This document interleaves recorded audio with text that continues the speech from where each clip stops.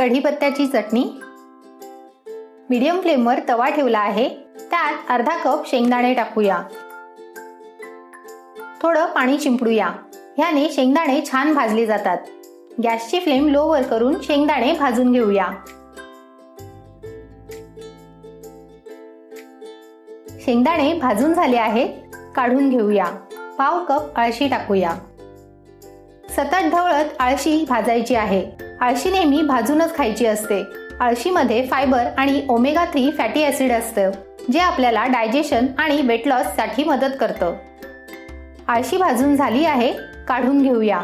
1 cup कढीपत्त्याची पाने टाकूया। ही पाने मी स्वच्छ धुवून पुसून घेतली आहेत। पाने छान भाजून घेतल्यामुळे ही चटणी जास्त दिवस टिकते। ही चटणी एअरटाईट कंटेनर मध्ये भरून ठेवा, 1 महिना छान टिकते। पाने छान क्रिस्पी झाली आहेत, काढून घेऊया। सगळे जिन्नस गार होऊ देऊया।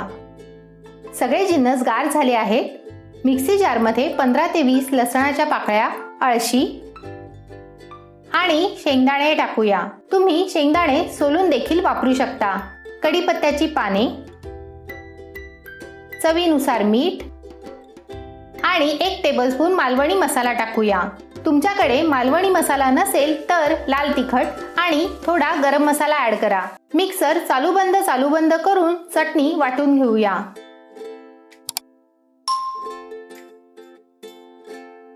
तुम्हाला जर ही रेसिपी आवडली असेल तर व्हिडिओला लाईक, शेअर आणि चॅनलला सबस्क्राईब जरूर करा। टेस्टी कढीपत्त्याची चटणी तयार आहे।